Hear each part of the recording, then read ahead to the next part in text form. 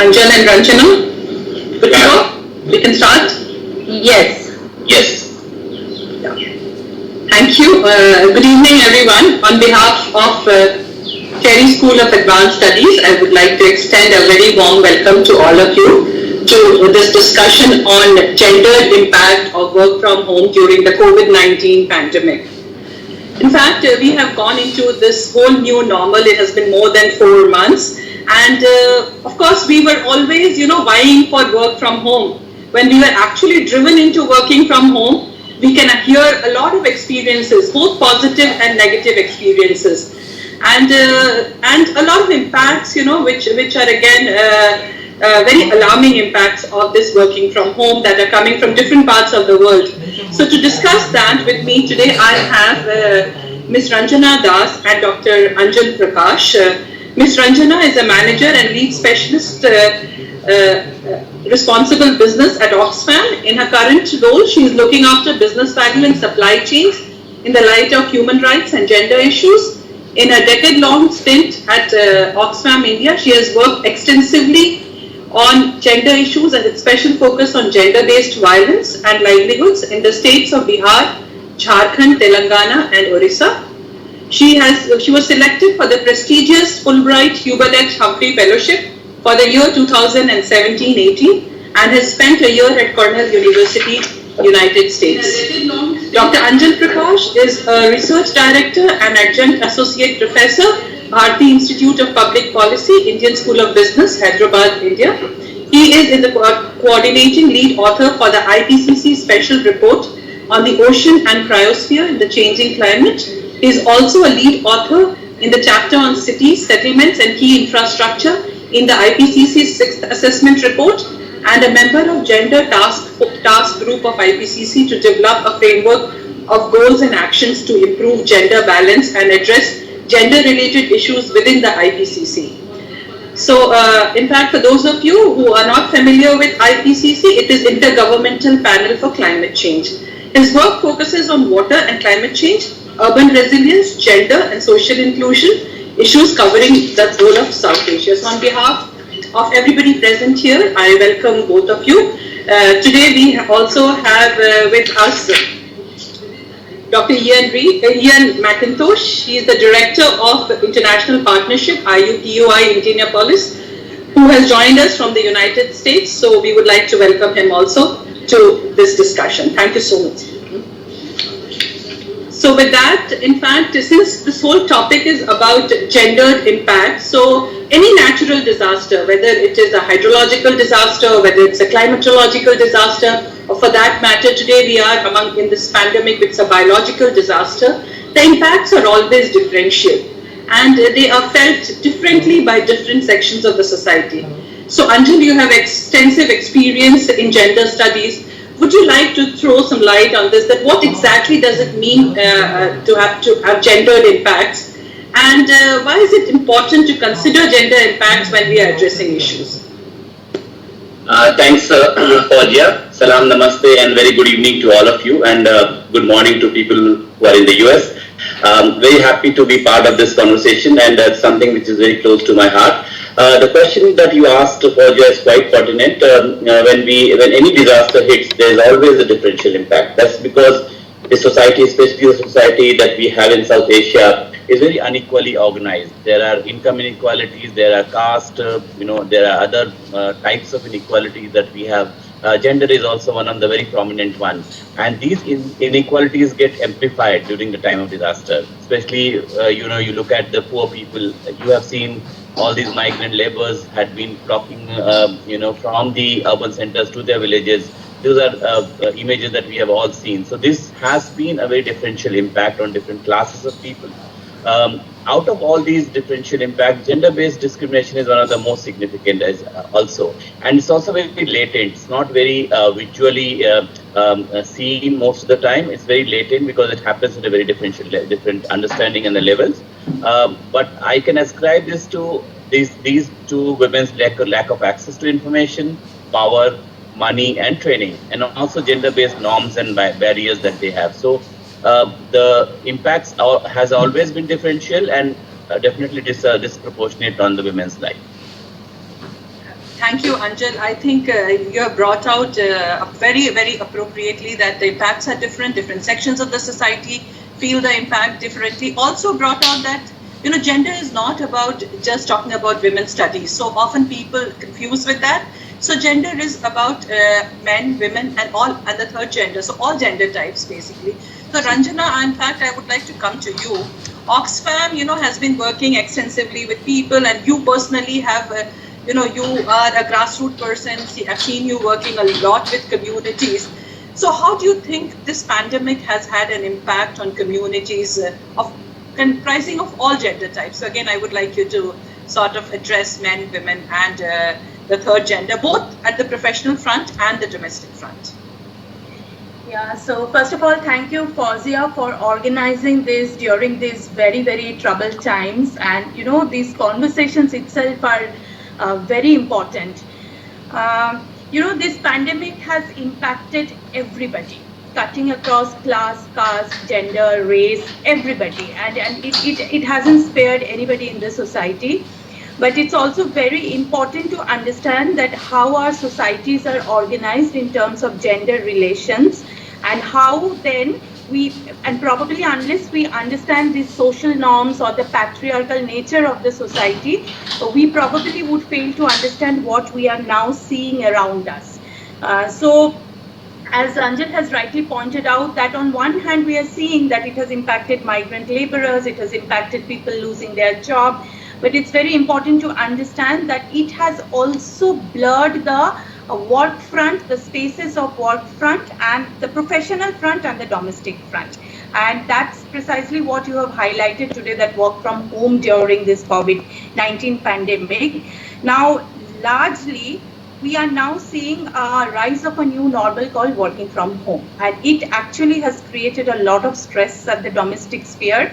And we need to understand that it also has a bearing upon both men and women. And in fact, I'll come to third gender, what it is doing with us, but let's try to understand that how our society is organized. Largely being a patriarchal model, it has actually assigned the role of breadwinning to the men and the role of care work to the women. And now if you see the nature of work from home, it's a very, very stressful domain right now. With men, women, especially for women also who are working, the unpaid care work burden the society has actually put on women. Oxfam last year has done an inequality study where we had tried to put a value on the women and girls unpaid care work, and we had calculated that women and girls on an average every day put 3.26 billion hours of unpaid care work, and which actually turns out to be 4 times the budget for education in India. This is just to give you a sense of unpaid care work burden that women and girls bear upon. Now then imagine what it happens that if we are trying to do my own professional work plus the care work that I have to do at home. Now this new normal has seen certain very innovative things and new things also. I have also seen men in the family have taken up household work, which is also breaking the stereotype and trying to share the household work. So with these things, the other point I'm going to also make over here is, I know for sure all of you must be aware that how state is gradually withdrawing from the healthcare system and how private hospitals have become a loot in these days. Now, with more and more care needed for people, mostly the elderly people, the children, it is actually resting upon women, creating a stress on them. I'm saying both men and women in this stressful time, either you have lost your jobs or you are trying to balance your work from home, it is indeed making the domestic space a very stressful and contested space. Now, what it is happening for the third gender, because we work with a community of third gender in Bihar also. For them, a large section of them are actually working with the informal sector. And an informal sector, and we must try to understand that their work is completely unrecognized in the society. So then one can really imagine that theirs is a livelihood loss, theirs is an identity loss, and at the same time, theirs is a loss of food security. Now, this everything together is creating a tension in the society, and I'm sure in the coming days we really have to re-strategize ourselves to address all these problems. Yeah. Thank you. I think very beautifully, you brought out the gender roles and relations, how important it is to understand gender roles and relations. Also, it's important to understand that not all women are marginalized. Likewise, not all men are privileged. So I think that's very important. Some very good statistics, I think you even brought out, Ranjana. I'll move to Anjal. Anjal, now I would like you to sort of take this whole issue to intersectionality. So now that we have discussed about these issues, there are different age group of people, or different, for that matter, people from different castes, class, ethnicity, color. How are they impacted? How has this had differential impact on the basis of intersectionality, and what has been their experience working from home? Yeah, thanks, Fauziya. Very good question indeed. See, as the workplace enters our home, and the important question to ask is, does it have similar implications on men and women? And that's the question that it varies by definitely income class. So which class do you belong to? The nature of work, as the degree of and the degree of informality and formalities of work. When we are saying work from home, it actually implies for the paid work, but a large amount of work that women do also is unpaid work, and that means the cooking, cleaning, doing the dishes, laundries, all this stuff which is happening. And if you look at a middle class house, for example, this work has been actually outsourced to care economy. So much more poorer women, domestic help, they come and they do this work. So large portion of women's in middle class homes, women's work has been taken care by the care economy. That is one side, and I'll come to that later. At this moment, just focusing on the paid and unpaid work. There has been unfortunately very few studies which has quantified this into a size of economy.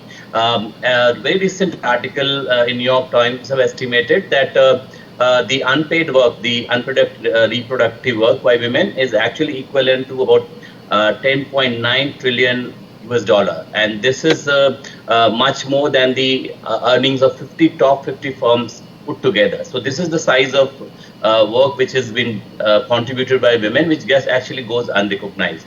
Now let's talk about when we talk about this working from home, which actually essentially means that the formal sectors are the one who can make you work from home. So people like you and I who have been in the formal sectors, we can start working from home. But think about those women or those men also who have been working in formal sectors. Now, an estimate for India is about 81% of the people actually work in the informal sectors, and that's where the working from home. So people have been losing job.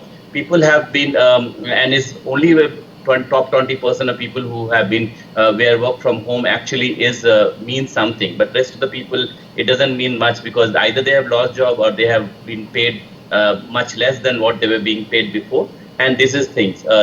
So in terms of the informal sector, the size of economy is so huge, and the impact is definitely differential, because in the informal sectors also, if you see women as work as well as men, and this is based on sectors in which they are working, you find that, for example, construction sector, where you will find migrant workers coming from poorer states to cities which has been built, and these people, when they come, husband, wife, they both work equally. Child care has been just been left over in terms of the care of the young children and all that. So this is a scenario which is pretty bleak, and in the time of disaster like COVID-19, this has bring in much more stress. So one is definitely for the large section of people, I'm talking about 80% of people, it has brought in economic stress, and that is much more prominent.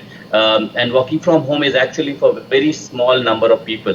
And the last part I want to talk about also in this segment is about the psychological health of people who are at home. The children, for example, the youth, they are all locked inside, and there is less avenues for them to work, to go out and talk and mingle with people. That also has brought in the psychological aspect. So these are something which is altogether a compounding problem for most of the people. Thank you, Anjal. Yes, in fact, even the senior citizens, for that matter. Exactly. Yeah. So there have been, a lot of physical violence. I have seen children literally disowning their parents. So a lot of stories like that have also come up, and of course, a lot of on domestic violence. There are stories which are there. There are stories around child abuse which have been there. So somewhere also I see that there is a family and intra-family power structures which interplay here as well. So, and probably because of the social norms, these are either swept under the carpet, and if somebody wants to take it up also, people aren't even aware where to go, whom to approach for that matter. So that's another thing which is there.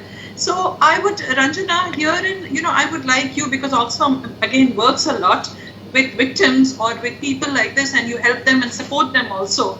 So imagine somebody having, a victim of child abuse or a victim of domestic violence, or for that matter, senior citizens. What do these people do? What do they resort to? And what do you think should be the role of the government, NGOs, and civil society here?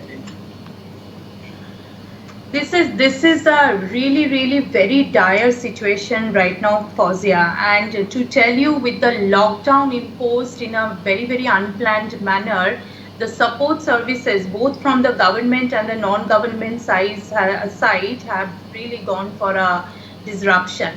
Now, to tell you, violence overall has been manifested in a myriad of ways after this pandemic has hit and after the lockdown has imposed. Not to say that violence against women hasn't been a reality in South Asia, it has been a reality, but then this lockdown and pandemic has shown us various kinds of manifestation. And to tell you where I am right now in the state of Bihar, once the lockdown was imposed, the first violence case that got reported in the media was when a woman was actually sexually abused in a quarantine facility. Now you can imagine a woman who is not even spared in the quarantine facility, what is then happening to the women within the domestic space. And as I described a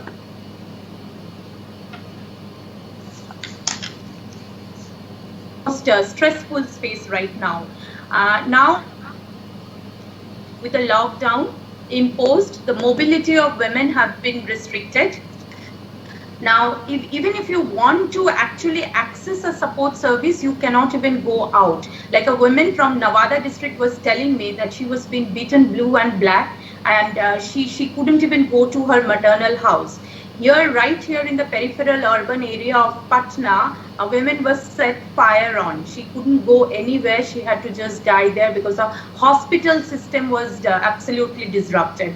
Now you see the ways, the violence getting unfolded in various kinds of ways, and the other reality is that the support services are not functioning. Now, there are various kinds of government services to tell you. There are helplines, there are, like under the Domestic Violence Act, you can file a case. We have actually from Oxfam's side tried to reach out to the service providers and try to find out what is their status.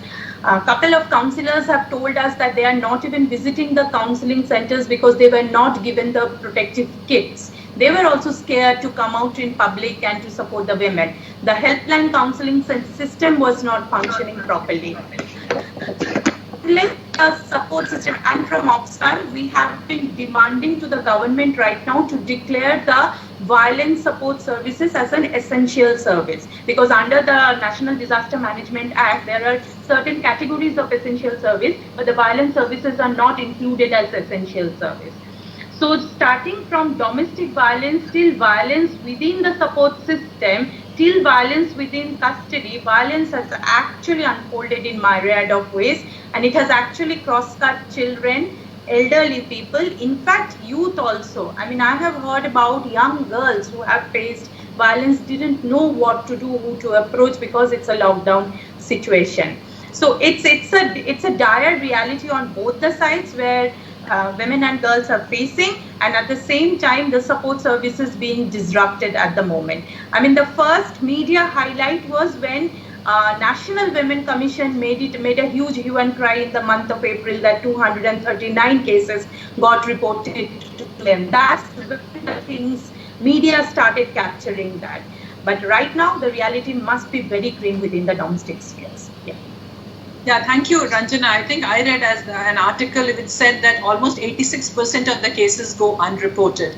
And of course, this new pandemic, has led to additional stress. So both men and women are undergoing, and everybody, all gender types, I would say, they are going additional stress. So that is manifesting itself in different ways. So we have to also look at how we go for counseling sessions, or maybe have a special cell that could lend their ears to people, and maybe more talking. That's something that people are being deprived of completely.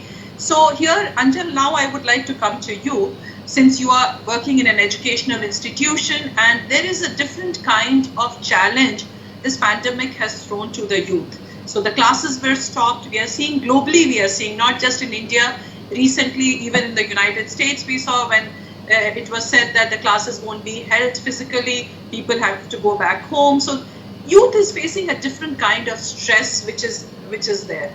And what do you think means, what should be, if it continues, for instance, this continues for 6 more months or 1 year, none of us know, there's so much of uncertainty. So how do you think, what should be the response mechanism? How do you consider, how should people deal with it? Yeah.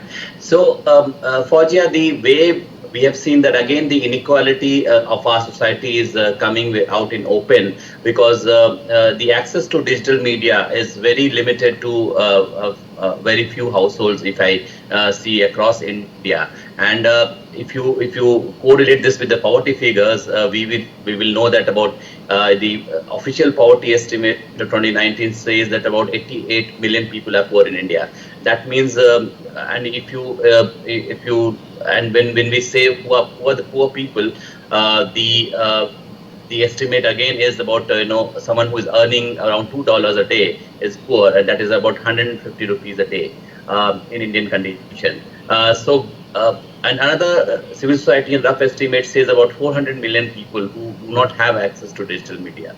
So we are talking about 1/3 of the society which are at the bottom of the pyramid, and these people do not have any access. So all these things about digital media and going to the students, working student homeschooling for children using the digital media is only limited to upper class and the middle class, the people who can afford. Even though we have very huge mobile phone penetration in India, it creates a huge inequality, and that's where there are no short-term measures, because this has happened without knocking. This has come to us. We have been caught unaware, but this also shows and exposes the inequality in education. What I've seen is that over the years, and this is not only for India but all over South Asia, I've been working in Pakistan, Sri Lanka, Bangladesh, Nepal. These places also, we have found that the investment in education has gone down considerably as a percentage of GDP, and that is worrying. So if your investment in education is not good for all these years, you can't jump it out in a couple of years when you have faced these problems. My suggestion is long term. So this pandemic actually shows you a mirror, and that's where probably we need to come together as societies and rethink about how we can reorganize ourselves so that the education there's no inequity in education. At this one point of time when you have, we are talking about digital classrooms for few people in the upper middle classes or upper classes. We have no blackboards. We have one teachers for 6 or 7 standards in many locations. So there's a huge inequality in education, and that further accentuates the inequality. So my suggestion actually is that the response mechanism has to be long-term in education. Some of the good experiment has also happened in India, and I must recognize that the Sarv Shiksha Abhiyan has done very well over the years. But this has to be strengthened. The thing that we had experiment of Navodaya Vidyalaya was there, which has actually gone for a toss for some time now. These were very good experiments in the past. We must think about reviving those experiments so that we don't bring inequality at the level of starting level for people. And education is definitely a better equalizer. And if you have a good education, probably you can access much more resources. So that's where we can actually flatten the curves of inequality.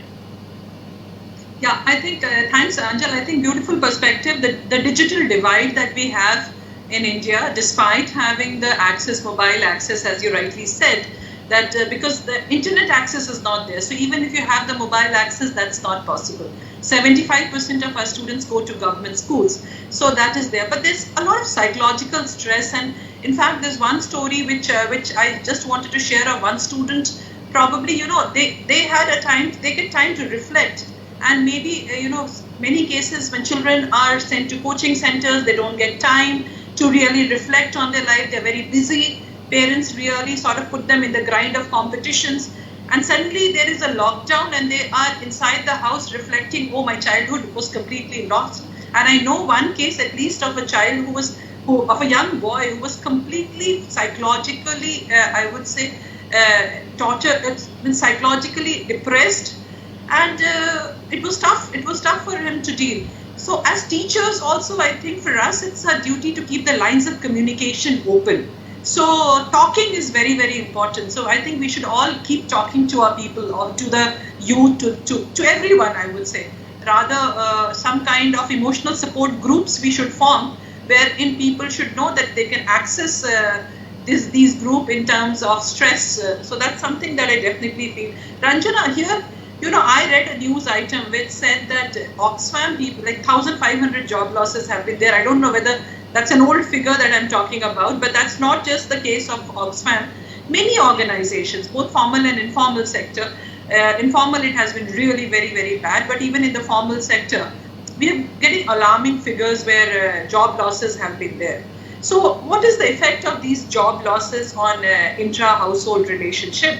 How do different gender types respond to that? Like who is more resilient, who is not more resilient to this job losses? So yeah, for Oxfam, it's been massive right now. We are actually seeing a global crisis and huge job loss. But I mean, the society is actually divided into categories of people. So what certainly for us, for our sector, the job loss would certainly mean dire for the people who are losing it actually. But then think about the migrant laborer who has lost job and had to walk actually 1,000 miles back home. Now these two are absolutely two different situations, and I think we need to respond to these situations in a different manner.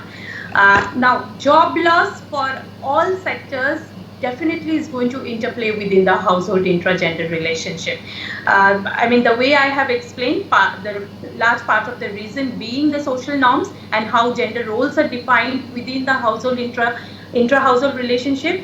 Now, I have seen, I mean, we were doing our relief distribution in urban Patna slums. I was talking to a woman who came and I was asking, in Patna, generally women do not come to take the relief materials. It's usually the men who come to take the relief materials. So I was having a chat with her that why was she standing in the queue and what happened to her husband and boys. So she said her husband has been a construction laborer, had met an accident. This was just right after the lockdown was lifted and the construction sector started functioning, and he was actually bedridden. Now she is the one who had to take up certain livelihood work.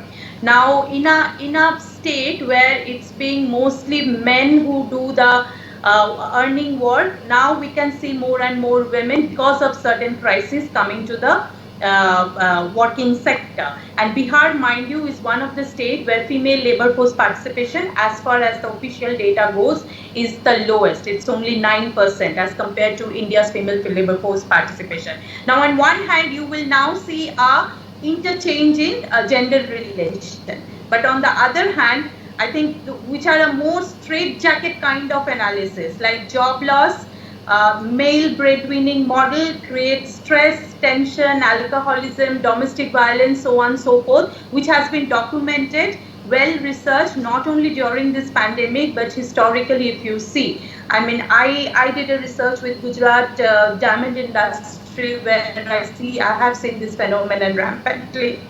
I mean, post-economic crisis in 2008, domestic violence had gone up. So this indeed is going to create a interchangeable or a stressful intra-household relationship, primarily because of the social norms that sets the gender roles. So yeah, and one really has to be then careful that how are we navigating this these kind of gender roles. And this, mind you, is also going to happen even for the middle class women. For example, say for a man who loses the job, for him to bear that stress is going to be 10 times more emotional abuse for a woman who probably is coming to a job, who also had challenged us to a degree the social norms and the stereotypes, had probably earned a job and now has to leave it because of this crisis. Now you imagine these two tension situations are different and would play out across the genders. So yeah. Thank you. I think that's so. And but at the same time, you know, we are going to look at this work from home probably even continue post-pandemic. Let me tell you. So many organizations who were contemplating earlier for flexi hours and said that okay, we would like, but weren't able to do that because they didn't really understand the effectiveness of that. But now that they have been able to gauge under this situation, this is going to continue. And if it is going to continue, then Anjal, what do you think? How do you think family members should adapt to this new normal? Yeah, thank you. This is a very important question that if this is going to, and then again when we are talking about, I mean, my earlier point that when we talk about working from home is only about 20% of the people we're talking about. The rest of the 80% of women have been in the informal sectors, and for them work from home doesn't mean much anything. But even then, what we have found that women's workforce participation overall in South Asia has been on a decline. And in India specifically is much more because and we have done a study a couple of years before. We're looking at only women engineers. We found that the large number of women engineers they take up the job at the assistant engineer level, but soon after 5 or 7 years there's a decline in terms of the women lose out. And that happens when they get married, they have children, and then they just resign, or the organization is not favorable enough for them to continue working, as well as giving them opportunity to childcare. So what we found is that there hasn't been any institutional structure that supports women in the present gender framework. So if we are still largely a patriarchal society where childcare, household work, elderly care, all this is on the shoulder of women. On the top, if the woman is working and there is less support for her in the job market, for example, there is no crash facilities and there is no safe places for them to send their children to kids to, they lose out and they say it's better to then leave the job and then work at home and all that. And once they slip out, it's very difficult for them to come back to the job again. In 5 or 7 years, when you really want to go back, you again have to start afresh with much lesser salaries. So this creates a huge inequalities. Now, I think the pandemic has also shown some challenge, but it's also brought in opportunities. It has showed that people can work from home, and some portion of the work can be done from remote locations, and you can still be efficient and still be delivering to the work. Here, the issue will be that definitely is that the men also have to work much more harder, in a sense that they have to recognize that women's work matter, and then you have to take care of the other work which happens at home in terms of the childcare, in terms of domestic work and all the stuff. So this is recognition of women's work at the domestic sphere has to come much more forcefully. Second, it's also we have to work on a policy framework which is anti-discriminatory against women's workforce participation, and that's where I think the institutional innovations could happen. There are private sectors who can actually organize, and I see a lot of pressures are happening for middle class. But what about, imagine your domestic worker who comes to your house, and if she has a young child, where does she live in? Or her. So that's something that we have to also work towards, that the society has to be very much more equal, and all opportunities has to be given to men and women equally. That's where I would rest my case. I think excellent points you brought out. I think it's very important that at the policy level, at the institutional level also. So a lot of role for the government, for NGO, for grassroots organizations also is there if we are going to see this new normal continue for a longer time. Ranjana, in fact, I would like you to throw light on this because you work again a lot on the gender issues in this thing. I just wanted to understand from you that we are going, in many places we are going for second round of lockdown, and this is expected to continue. So how do you see 6 months, 1 year down the line, what do you see? How do you see these relations changing? Do you think any improvement happening? Do you think people sort of getting used to this and then trying to adjust themselves? How is it you see it moving forward? I mean, right now with the, and to tell you, this sudden lockdown after lifting the lockdown has actually created a chaotic state, because we were actually coming back to a kind of a new normal, following the principles of social distancing, using masks, sanitization, etc. Now then there are pockets of lockdown, containment zones. It is indeed actually, to me, it is coming as like it's really going to indeed impact on human relations. Not only gender relation we have discussed that how is it going to pan out. It is also going to actually pan out on human relations. It's going to impact our trust levels also. I tell you how one of my friends was actually writing an article and he described very well that, people coming from containment zone, coming and trying to visit you, you would be now skeptical, where is he or she coming from? And probably wouldn't be a person who will be welcoming the person. So it's going to indeed play out on our trust factor. That's number one. Number two, revival of the economy. But right now, what I see, and from an Oxfam's point of view, revival of the economy is an uphill and an undaunting task, because all of us are now regearing and repurposing all the resources we have in order to support the informal economy, which is right now in shambles. Not only job losses, people have lost their means of livelihood also. So how do they quickly recover? And with the kind of support that government has announced, we are not even sure whether they are going to reach out to them. That is number two. For me, is the most important priority at the moment.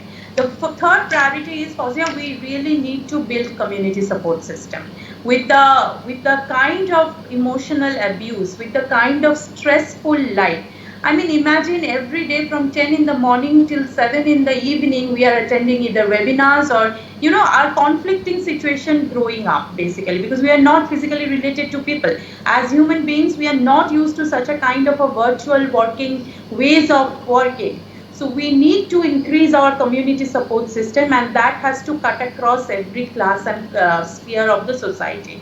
While we need to have a support system for a youth who is feeling very stressed, because of a job loss or not being able to see enough opportunity upcoming, we also need to develop a community support system for that informal economy women who probably tomorrow has to go back to her plantation and earn her livelihood. Now, how do we do that? It is very important right now. This is an opportunity that all of us come together. Whether it is NGOs, 3 months back, NITI Aayog, our union level think tank, had issued a letter to, and this is for the first time during this government, that they actually appealed to all the non-government organizations saying that please come forward and support to recover from this pandemic. So all of us have to gear up and work in a most convergent way. Whether it's NGOs, whether it's government system, whether it's community organization, every one of us has to aspire for a new normal life and try and find out our role, that how do we become support for each other. Yeah, thank you. I think that's great. Community, you as you said, one is building synergies and the other is having local community support system. Very important points that you have brought out. In fact, before we move to the Q&A section, and I see a lot of questions already in the chat box, though Ian had said he would not share his thoughts because he's got some emergency, but I would really like, Ian, if you could say the experiences from the United States, if you could share what exactly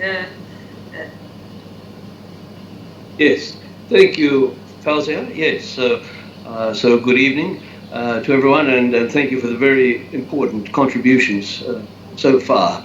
And I see quite a number of points of similarity.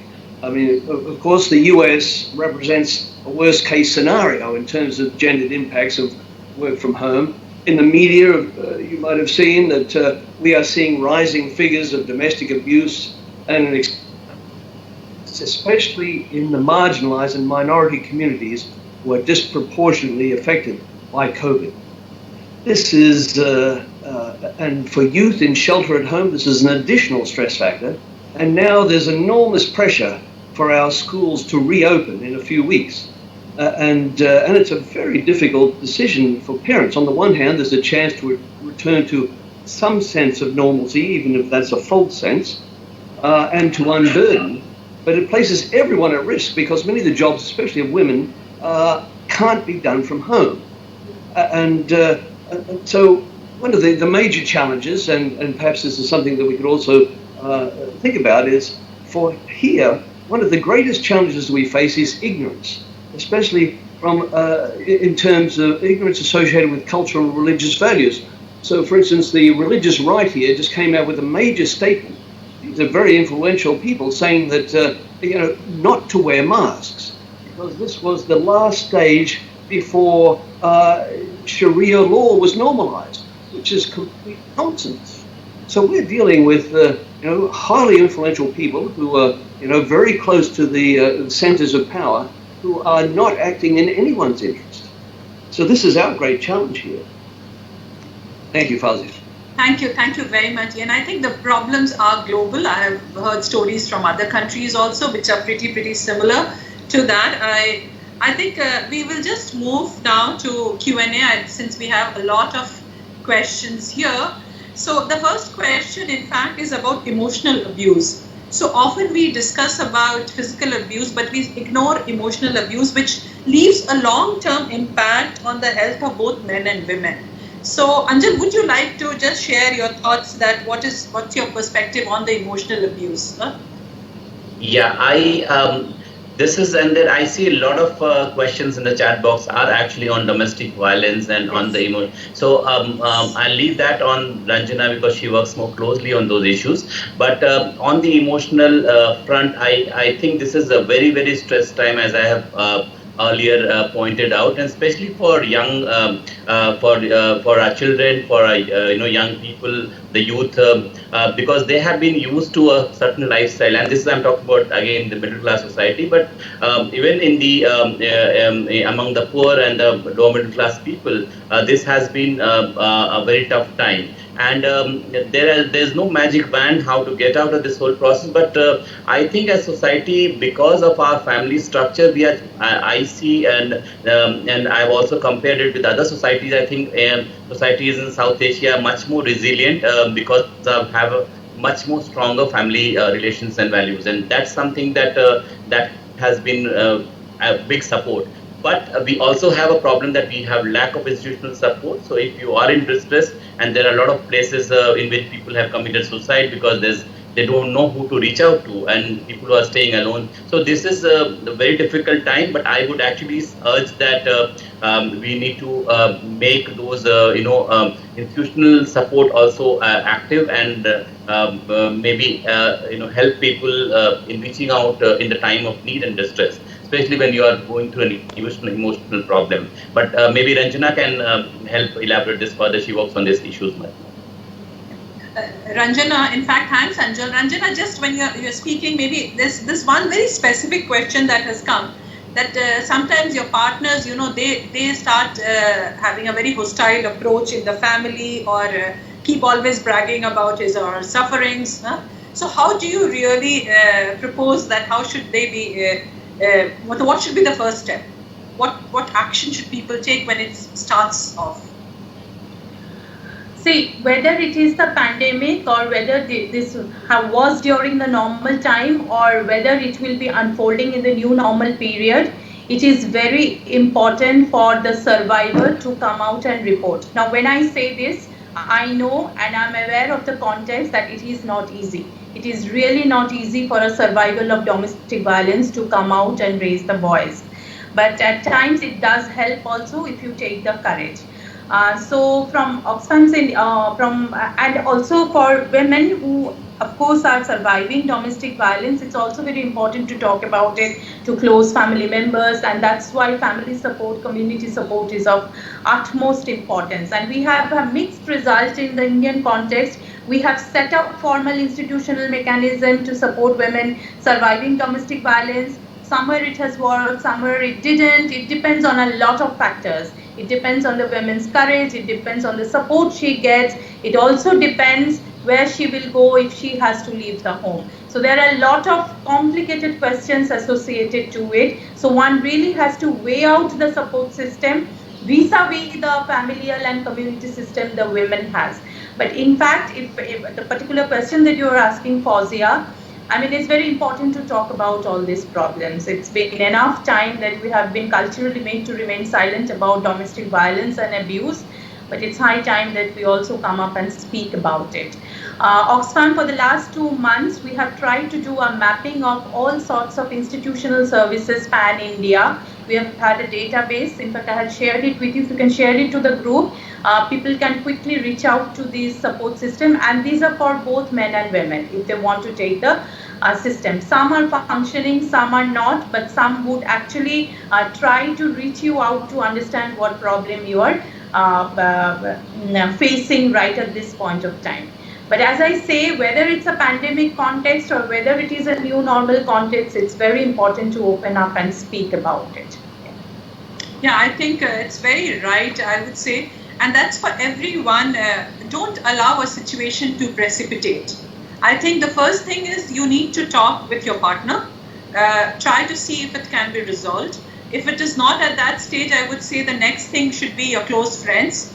And if you still feel that it has to be taken up legally, then please try to. I know that sometimes, you know, the financial support systems aren't strong, the family support systems aren't strong. So many people continue to cope with such or just continue with all this because they don't know where to go.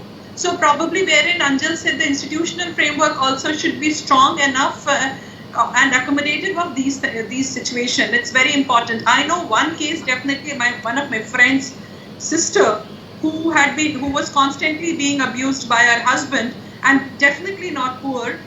And she just reached out to me, and I brought that lady to my place. And let me tell you, this little act only created a difference. We didn't have to go to the police.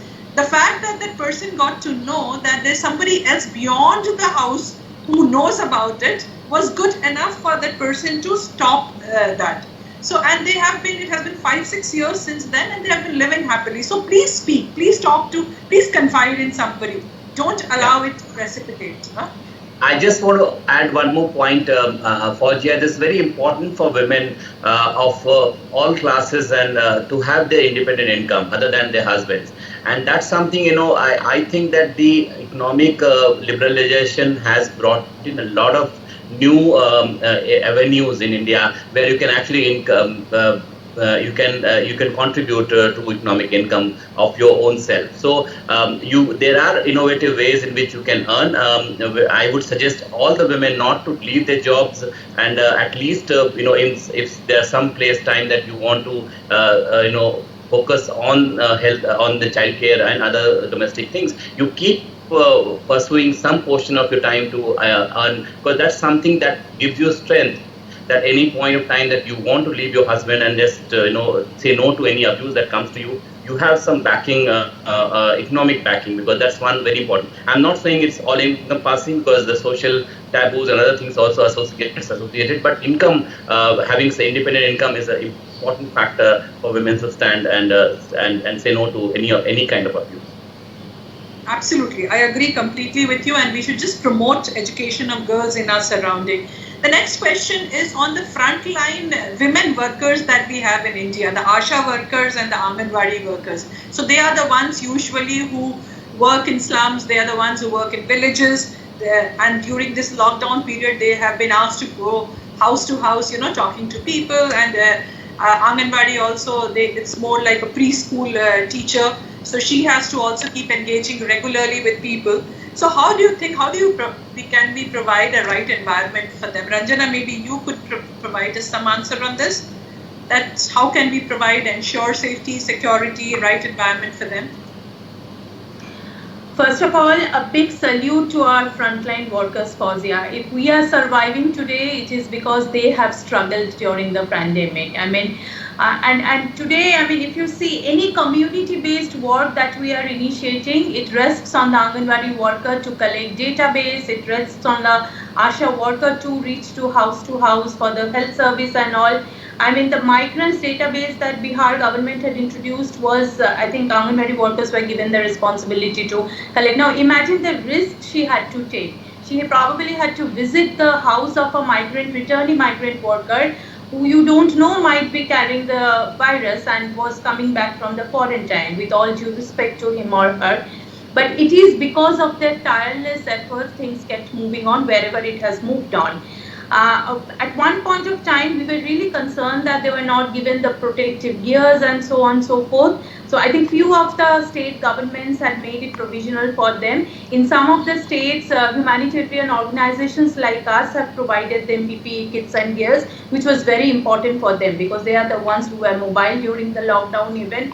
But at the same time, these are government services and they are all government honorary paid, staff, cadre of staff. So even the government needs to think about their safety and security because we must realize that they are the connector between the community and any service provider. And the other thing I would like to point out is the entire tier of ASHA and Anganwadi workers are the women cadres. Now, while they play out their job of being a ASHA health worker or a Anganwadi community maternal health and child service provider, they are also the wife or mother or sister of any household where the similar gender would play out as we were describing in the earlier part of the conversation. So we need to be very wary of that fact that they don't end up facing any kind of discrimination or violence. So if any one of us in this group who are participating, and it's our collective responsibility. I probably cannot bring in any answer right now, but it has to be our collective responsibility that if we have an opportunity to have a conversation with the government, let us please also put forth the challenges that they are facing right now. Yeah. Yeah, in fact, drawing from that, thanks Ranjana, I think lovely, you've really explained it quite well.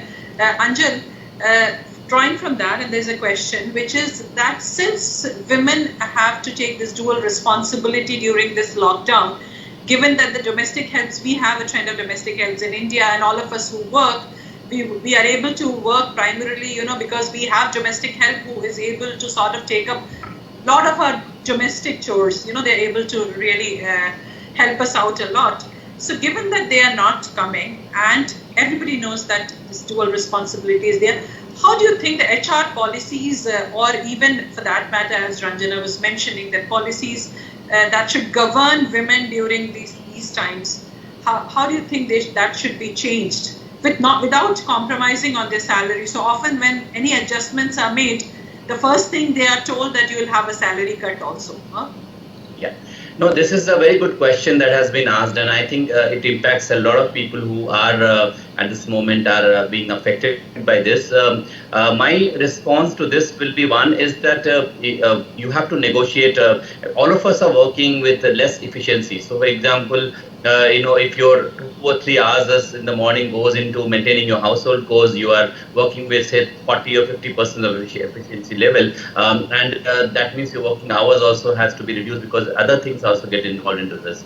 So one is to make aware of your line manager, whoever you're working with, that this is the situation we are in, and then you need to, in the formal sectors, you can negotiate, and I think companies are coming forward and putting their making change in the HR policies. Second, which I feel also is that you restrict your working hours, because I see that with the new, working from home, the work actually starts at 7 o'clock in the morning and sometimes ends at 11 o'clock in the night.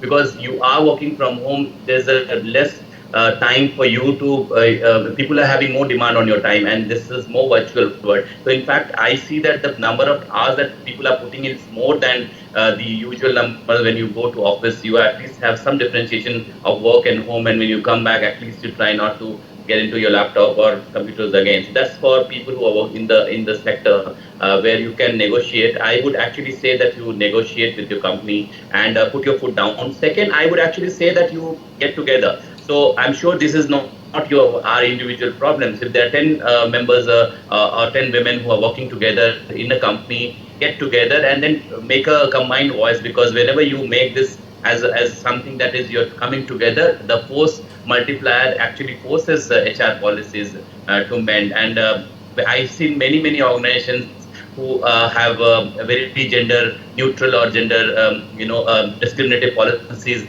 are actually have come up very well, because there is a force behind it, and that's where we have to work faster. And if not, then please write in media and expose them. This is something. This is a time that we need to also expose these kind of companies, and the thing that they vary is the bad name. So that's another one that you need to also work towards. Maybe you can just draw your yes. Yeah. Yes, speaking up is very important. Huh? Yeah. Just that I have, I think with I have few participants who are also from other countries. So let me just get their views also, that how is it, how are they coping in that. So I have Rachida Tan, if you can unmute your mic and let me know what is the experience in Thailand. Huh? Hi. Rachida, you have muted yourself again. Can you unmute? Yeah. Can you unmute yourself? And if you are around, I can see you. Yeah. Speak up. I think I can. We can't hear you. Maybe.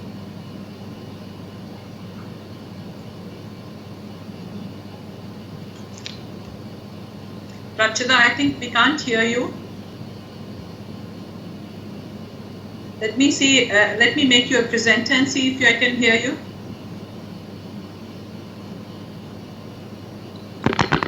Yeah, I can now. I think you can.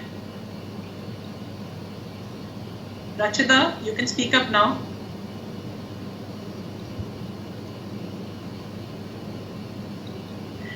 Okay, until such time that she adjusts her mic, we have another person who had mentioned that he has joined from Myanmar. Can we have Tint from Myanmar? Your thoughts, please.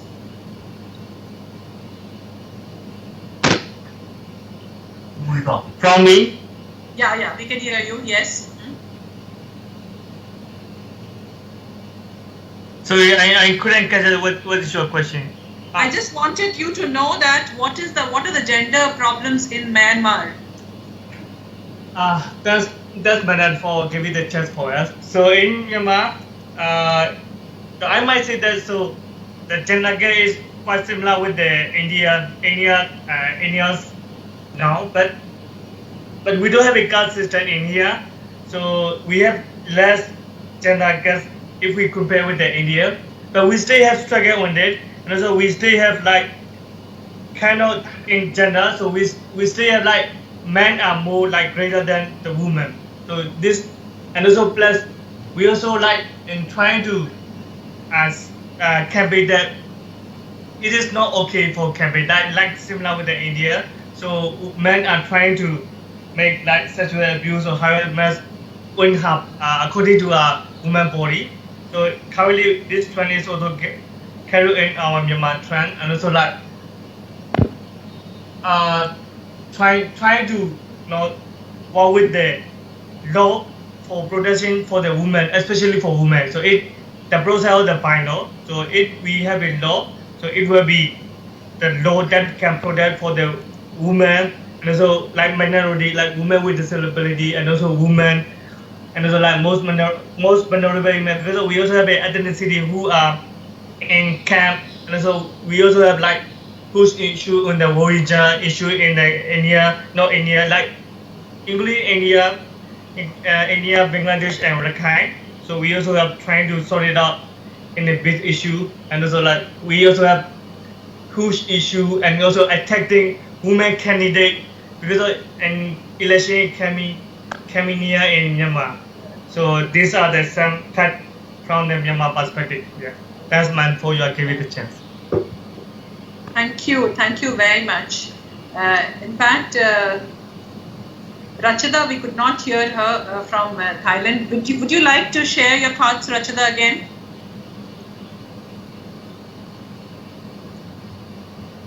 I think there is, yeah. I think, looks like you can, no, I don't think so. So there is another question, in fact, in that case, in the meantime, let me take Anjal, is about like students who have lived in cities for almost about 10, 12 years, especially those of migrant workers, and suddenly they have to move to a village.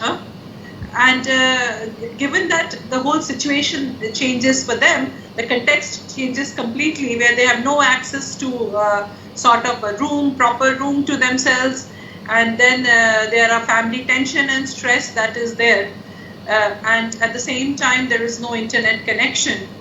So can you just let us know how you would probably advise them to cope, or what you suggest for them? Yeah. So if my other work with migrant workers, especially in Bihar, we have seen that these workers have actually bring in new knowledge as well. So when they travel to places like Kerala, they travel to Punjab, South India, Bangalore, Hyderabad, they also have seen society which is different than their own society, especially coming from the village to a big cities. So they gather new knowledge, which actually when they go back, they transfer it somewhere or other one. So my suggestion would actually be, there's no straightjacketed answer for this because the contexts are very different sometimes.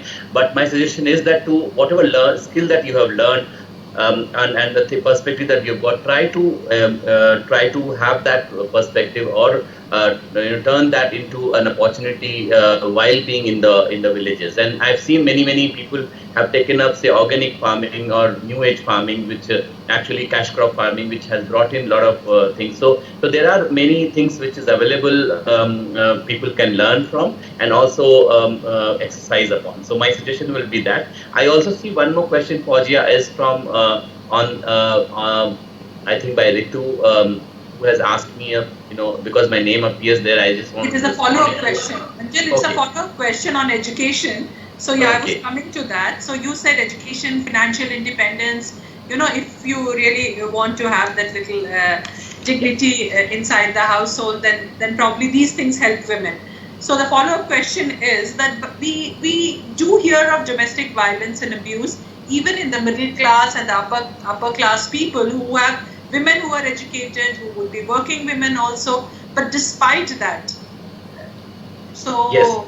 it is there. So here what we say for that, huh? Yeah. So here we have to differentiate about the access to resource versus control over resource. See, even in the upper class household or middle class household, when women think that they are in a better position, how much of control over, say, property is in women's name, for example, right? The flat in which you are living in, the house that you are living in, or any other thing. So that is where you really have to bog it down and see in terms of actual control over resources. Women has much less, even in the upper class of societies also. And that's where I'm trying to point out that it's important for women to have much more control over economic resources, apart from definitely other sources of emotional as well as social understanding, which has to be there in the family. But economic control over resources are very important for them to stand on their feet, and that's one part of it. And second is definitely that there's a social taboo of speaking against domestic violence. They think that it happens in four walls of the house, we don't want to speak about, and that's something that has been passed on. So I would actually also say that if you have young children, especially girls and boys, teach them, because they also see at home and then they try to become the same thing. So the first lesson comes from the home environment. So if you do not have an equitable work environment at home, it is very likely that the person is going to be, if your son is there, he is going to be an abuser again. So please protect the society in trying to say no to those things at that level also. And my experience again on the sexual and domestic violence has been that if you are strong enough and you think that you can raise voice, things as you said, Fauziya and Ranjana has said this, you can curb half of the problem at this point. But there are people who are abusers and they need to just go to the jail. There's no other things for them. So that's you have to take certain hard measures, and there are no easy solutions, but then you have to take a stand somewhere. I think that's very important. To take a stand is very, very important. In fact, I have another speaker. Sumaira, would you like to share your views? If you can unmute yourself. I think some people are facing issue in unmuting themselves. Huh? Sumaira, if you're around and you would like to share your thoughts.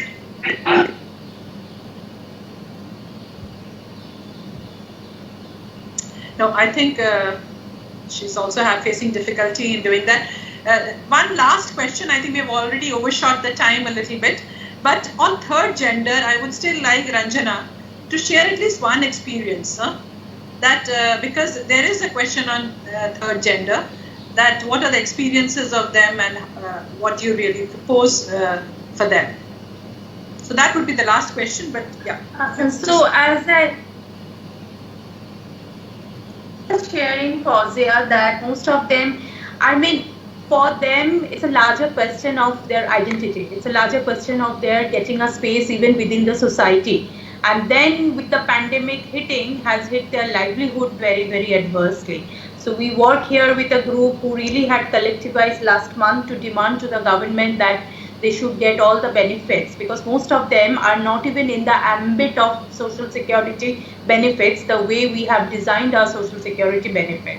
So one is that the priority right now should be to link this group with whosoever is coming forward, or organizing them and link them quickly with all the social security benefits that the government has brought in. Be that be the public distribution system, be that be the employment guarantee scheme, or the cash transfer. At least these are the three that government has come up with for the informal sector workers. So let us quickly consider them, that they also belong to the category of informal workers, the way we are defining them. So that's one way out. And then remains the larger strategies of how do we organize them, how do we, and even a larger question of how do we as a society connect them. Is our society, I would rather raise the question to all of us, are we inclusive enough? Are we inclusive enough to marginal communities, be it third gender, be it Dalits, Muslims, and for that matter, women from all the categories. So here is an opportunity, whether now, I mean, this pandemic has shown us our skeleton, socially, economically, even politically also, that where we are, on what foundation were we growing, basically, the growth story of India, we are now lying bare. So let's also ask these questions to ourselves, taking this pandemic as an opportunity, certain fundamental questions. Are we inclusive enough to the third gender? Are we really understanding their identity issues, or are we just considering them as a category and trying to connect them with social security schemes? Are we trying to be the benevolent welfare state, or are we trying to build a democratic country which is inclusive in its ideology and principle? Yeah. Thank you. I think you have articulated it beautifully, that probably, we are to a great extent, you didn't mention, but hypocrites. We will talk about it, but we will not show it in our action. So probably we need to also act. In the meantime, I've got a perspective in the chat box from Thailand also, where she says that it's mostly closure of schools and role of mothers in their children's education. Most women or grandmother in rural areas who are poorly educated are not able to support, and when the schools go online, they miss out. Also issues of sex workers and masseurs losing jobs from massage parlors are predominant among job losses for women. So thank you very much. I think, yes, we have discussed a lot of ideas, but if we really want these ideas to translate into action at the grassroots level and try to impact, change lives, or try to help support people, we need to act. So if you really want to see a change, we need to act, and I think each one of us should act. So on that note, I would like to really thank my speakers, Ranjana, Anjal, and Ian, my friends from other countries who have joined us today. and all the participants for this wonderful discussion. I hope we are able to move forward from here and work together to build a more inclusive society. Thank you very much. It was a pleasure having all of you. Thank you. Thanks so much. Thank you. Bye-bye.